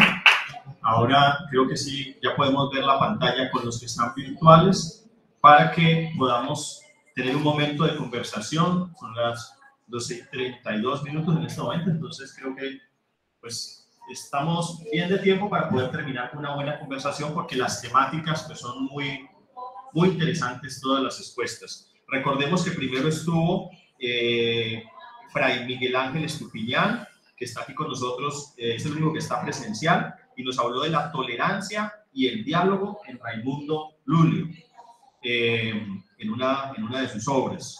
Y que también estuvo con nosotros Angie Valentina, está allí, ¿cierto? Angie Valentina, y estuvo Miguel Ángel Camelo, su profesor de Uniminuto, con el texto de la relación entre los aportes de la Septuaginta a la exégesis y el texto masorético, la relación. Luego estuvo con nosotros Byron Ronaldo, que también está allí, de la Congregación de la Pasión, con el tema del diálogo interreligioso con el Islam a partir de Nostra Aetate del Vaticano II. Y acaba de terminar Jason Camilo Benítez de la San Buenaventura con el tema del sufrimiento humano. Entonces yo creo que es una gran riqueza, sí, ¿verdad, profesor Rubiano, para este diálogo? Sí, interesante la experiencia, ¿no? Es una experiencia muy espiritual, del aporte, ¿no?, significativo que ha dejado este personaje tan importante, ¿no? El análisis de la crítica textual, muy bueno, ¿no? Poder ver a Caín y Abel, y lógicamente las dos exposiciones que tienen que ver sobre el Islam, ese diálogo interreligioso que podemos conocer. Entonces me parece, como dice el profesor Adriano, han sido muy buenas las exposiciones, los felicito. Los dos que estaban por primera vez haciéndolo, lo hicieron muy bien, y Valentina y también el franciscano, muy buena su exposición, muy segura. Entonces ahora sí queremos escuchar las preguntas. Si hay preguntas del auditorio, hoy sí hay preguntas de los que están conectados en internet. Bueno, entonces me permito hacer como abrir la conversación, conversando con el hermano Miguel Ángel, Fray Miguel Ángel, sobre el tema de la tolerancia y el diálogo en Raimundo Lulio. Le quería preguntar, primero como un comentario, y es, bueno, el hecho de que haya salido el Islam, profe, tal vez... Profe, si le puede hacer aquí para que lo vean los está bien. Si le puede hacer aquí para responder las preguntas. ¿Sí? Exacto. Eso, los dos. Los dos acá. Sí. Bueno, entonces para allá. Seguimos. Bueno, vale. Entonces, retomo, que hayan salido dos ponencias con relación al Islam, y me imagino que hoy, mañana van a seguir saliendo, y en las otras mesas también, pues no es, creo que como lo decía ahora el pastor, me parece que hizo eco a algo de lo que está pasando en el mundo, ¿verdad? Mientras está pasando esta situación, pues nosotros no podemos ser ausentes.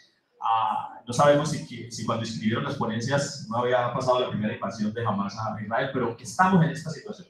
Entonces, frente a eso, yo quiero preguntarle si en Raimundo Lulio, bien sea en este libro o en otros que usted ha trabajado, aparece la figura de Jesús, que es importante para el Islam. Es decir, obviamente que aparece, pero si esto ya en este autor era un vehículo para el diálogo interreligioso. Tenemos a Jesús como un gran profeta en el Islam, no solamente en el Corán, sino que en los místicos del Islam, como Rumi, como Ibn Arabi, hay es decir, a los cristianos de la rama que sea, nos convendría mucho leer a los místicos del Islam, porque tienen un respeto grande y una profundidad en Jesús de Nazaret. Pero obviamente Jesús no es tanto el puente con el judaísmo, que es uno de los elementos que aparece acá, pero ¿cómo aparece esa figura allí en Raimundo Lulio, si será por el mismo libro que usted nos comentó?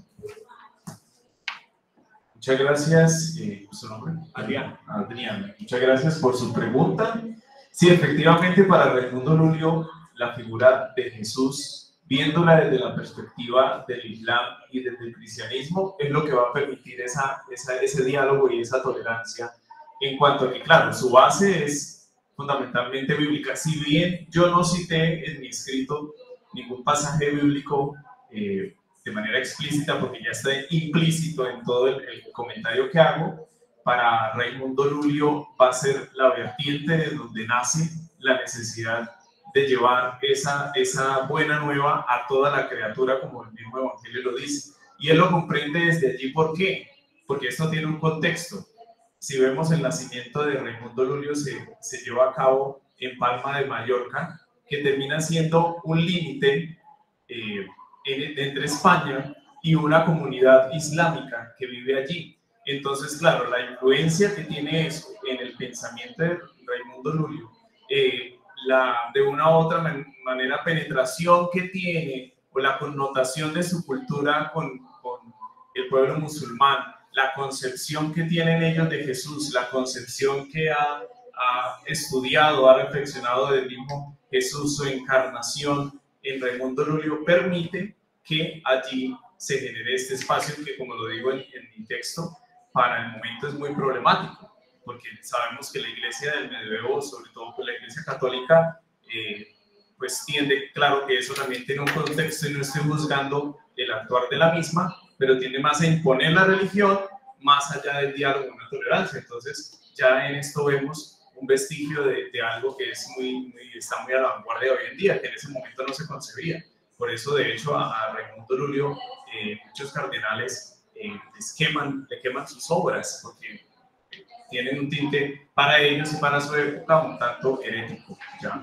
Y el mismo hecho de poder colocar en una balanza el Jesús en el que cree en Islam y el Jesús cristiano ya hacía parte también de un pensamiento herético, pero sí es el fundamento de su pensamiento de Jesús. Vale, hay solamente para una anécdota que hay en la historia del Islam y de Mahoma, que cuando estuvo huyendo, perseguido pues por las otras tribus, fue acogido por el rey de Etiopía y cuando conversaron sobre Jesús, pues lo único que el Islam no puede aceptar es que Jesús sea hijo de Dios, como decimos los cristianos, pero eso es un gran hermanamiento.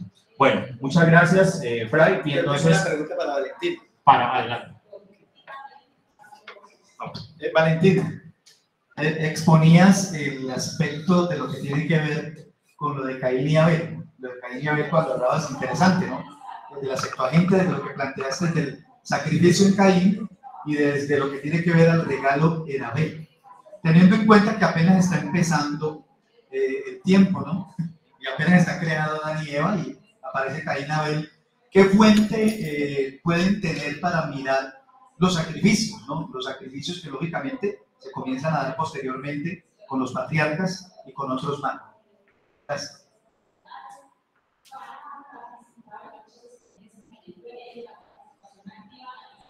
Ahora el micrófono. Todavía no. No. No, todavía no lo escuchamos. Aún no lo escuchamos, Angie, todavía no. No, mira a ver.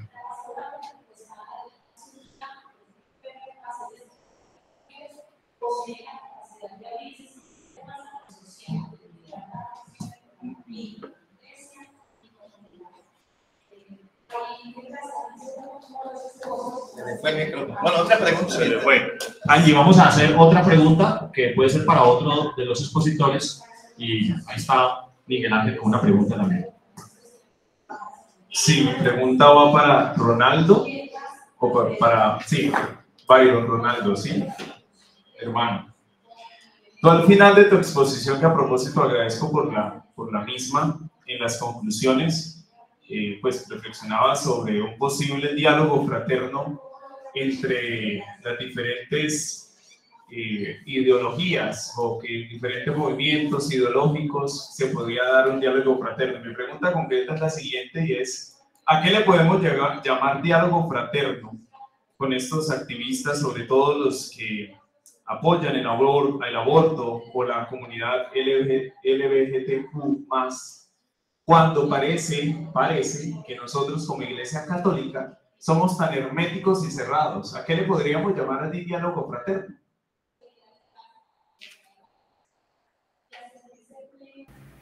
Bueno, muchas gracias por la pregunta, Fray. Sí, Fray, ¿cierto? Sí. Eh, bueno, al final de la conclusión, por cuestiones de tiempo, ya uno va como apurado tratando de decir muchas cosas. Eh, Sin embargo, lo que considero importante es eh, lo que mencionaba acerca de que hay muchos grupos que lideran banderas de diversidad, ¿no? La diversidad, la inclusión, pero que lamentablemente no respetan la libertad del otro, eh, queriendo como imponer esa ideología, ¿no? Eh, Personalmente, para mí era, personalmente, la barrera mía era como vencer como ese miedo a conocer otra persona de otra religión y de poder escuchar lo que conoce, lo que cree, lo que, lo que piensa acerca de temas de la actualidad. De hecho, una de las preguntas era eso, que pensaba acerca de los movimientos LGBTIQ, feministas, todos esos movimientos pro aborto y demás. Y él me compartía que era la defensa de la vida y de todo, siempre a favor de la vida. Antes de realizar este pequeño, esta pequeña investigación, eh, no había explotado aún lo del grupo Hamas, no estaba como en la palestra pública. eh, y luego cuando vino este suceso, yo dije, realmente es pertinente este tema, ¿no? Ya respondiendo a la pregunta, porque considero que ha dado como mucha vuelta y no le he respondido. Eh, Pienso que siempre la actitud de la iglesia, eh, y más ahora en estos últimos tiempos, ha sido de escucha, en modo escucha. Creo que estamos en un proceso de sinodalidad en donde hemos visto la participación de tantas personas y el escucharnos y el caminar juntos ha sido clave para como iglesia poder avanzar y hacia la construcción verdaderamente del reino. Documentos de verdad que son perlas preciosas, leer una Fratelli Tutti del Papa Francisco, leer el documento sobre la fraternidad humana por la paz mundial y la convivencia común que tiene con motivo del viaje apostólico del Papa Francisco a los Emiratos Árabes en Abu Dhabi y muchos otros, nos enseñan de que verdaderamente necesitamos estar en modo de escucha, aún inclusive con aquellos que piensan diferente a nosotros. Jesús, vemos claramente en Jesús el modelo perfecto cuando es a Jesús el que lo interpelan, lo rechazan, ¿por qué haces esto? ¿Por qué? ¿Por qué? ¿Por qué? Y Jesús escucha, pero también dialoga con ellos, ¿no? En algunas ocasiones es un poco duro en sus intervenciones, sin embargo, siempre está abierto al diálogo. Y pues considero, ese es como mi pequeño aporte, no sé si le haya respondido, pero es lo que puedo compartirle, ¿no? Bueno, ¿ya tiene audio, Valentina? Sí. Sí, señora, ¿y me escuchan? Eso, Anita, ahí sí, Ah, la pregunta. ¿Tú escuchaste la pregunta que te hizo el profesor? sí, sí, señor. Adelante. Bueno, muchas gracias por la pregunta. Bueno, es importante aclarar que los textos bíblicos son fuentes tardías, es decir, que son reelaboraciones, son escritos digamos que no se escribieron en ese momento, sino es una reflexión también que empieza a hacer el pueblo de Israel a medida que va avanzando en la historia, ¿no? Va meditando cómo Dios se hace presente, cómo Dios se revela en medio de los acontecimientos y los sacrificios y las ofrendas fue algo que empezó a surgir en el hombre como medio de comunicación con Yahvé, con Dios. Entonces, digamos que la narración bíblica, digamos que no es una narración histórica, ¿no? Que trate de contar todo cómo sucedió y esté organizada, sino simplemente es la reconstrucción de textos que también se fueron elaborando en esa revelación que iban sintiendo en el paso de la historia de Dios, cómo se iban comunicando con Él, cómo entendían que Dios era el que estaba ahí presente. Entonces, un poco contestando la pregunta al profe, si son fuentes tardías que pues se reelaboraron tiempo después, pues con una intención teológica también, ¿no? Vemos no solo el tema de pronto del primer homicidio en la Biblia, sino también cómo son los temas relacionados a la fraternidad, cómo el hombre se violenta, cómo el hombre causa la muerte también. Vale. Muchas gracias. Muchas gracias, Angie. Bueno, entonces el público, a ver, ¿qué preguntas algunas personas quieren proponer?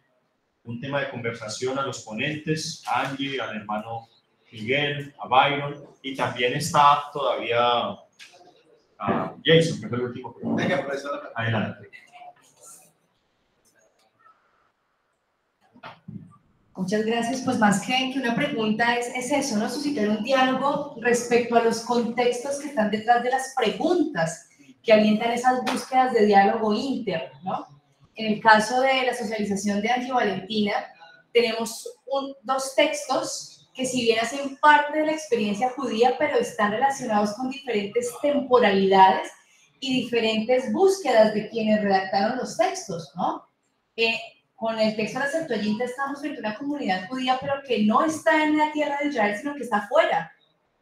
Está en Alejandría. Y estamos en el siglo, aproximadamente finales del siglo IV, principios del siglo III antes de Cristo, en donde hay una serie de desafíos que llevan a hacer una traducción del texto con unas matices particulares. De igual manera, el autor que tú referencias, ¿no? Estaba viviendo algo en su contexto que le hizo buscar ese tipo de conexiones y que las plantea en su obra de esa manera, porque pone a dialogar a un gentil con tres representantes de, digamos, las religiones en ese momento más representativas, porque no plantean el diálogo de otra manera, sino de esa.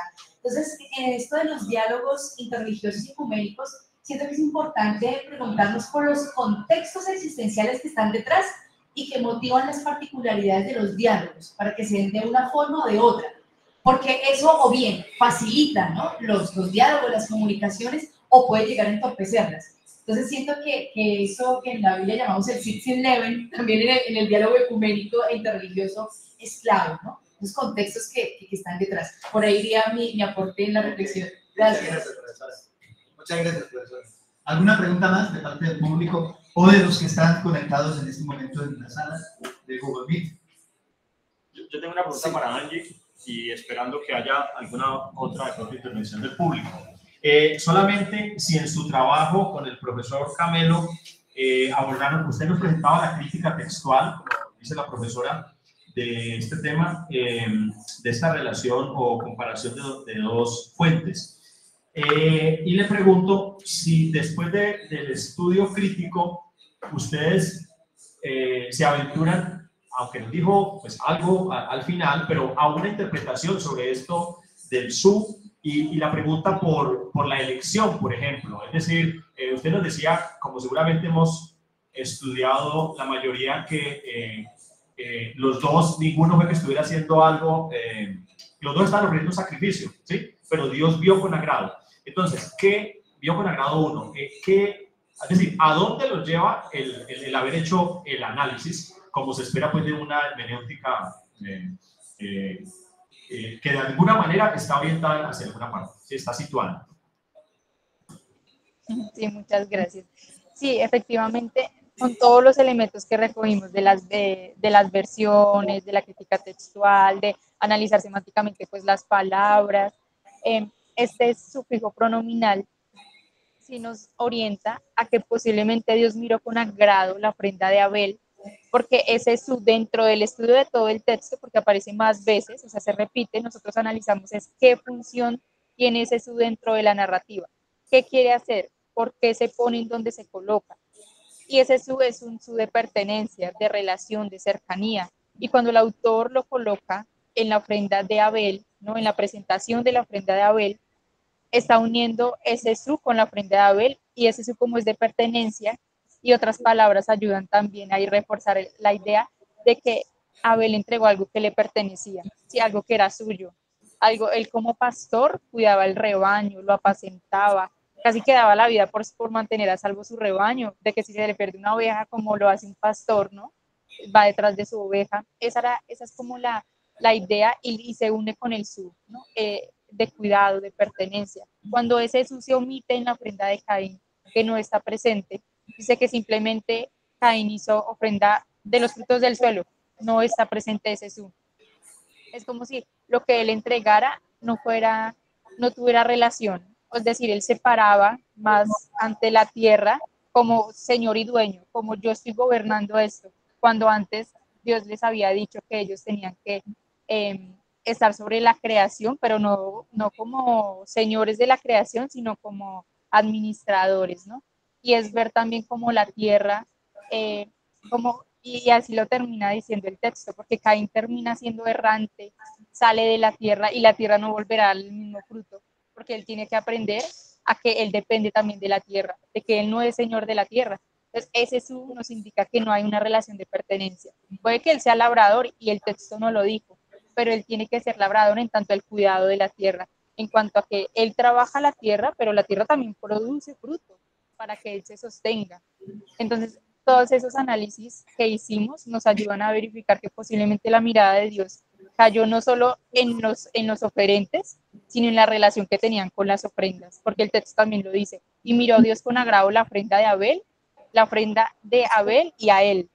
Va a mencionar que su mirada cae en las dos, no solo en Abel, porque algunos dicen, no, es que Abel era bueno, es que Abel hizo una mejor ofrenda, es que Abel tenía un corazón más puro, pero realmente era la relación que tenía con su ganado, con también la creación, lo que hizo que Dios lo mirara con agrado. Es eso lo que Dios mira con agrado, y este estudio nos ayuda a mirar que de pronto va por ese lado la mirada de Dios. Muchas gracias. Profe, ¿quieres también? Bueno, no, agradecer mucho la participación, me parece que muy interesantes las ponencias y lógicamente manejadas desde la experiencia y de lo que estamos viviendo ahora. Entonces, le agradecemos mucho a los 4 ponentes, a ustedes por haber estado con nosotros en este lugar, y entonces nos veremos Dios mediante en la tarde a las 2:30. Aquí, si quieren estar en la siguiente participación, vamos a tener las 4 mesas a las 2:30, ¿no? Aquí en el salón estará Ángela y yo, aportes desde la sinodalidad. Vamos a estar aquí con Juan Carlos, Osben y John Freddy, ¿no? En audiovisuales estará Roberto y será sobre el tema del reino de Dios y el ecumenismo. El diálogo interreligioso Camino a la Paz estará en la capilla o el Maker. Serán las 3 participaciones de esta tarde. Entonces, muchas gracias, buen almuerzo, y si usted es miembro de TeoRed, lo invitamos al almuerzo en audiovisuales. Si es directivo representando a la universidad. Gracias, María del Mar. Démosle un aplauso a María del Mar.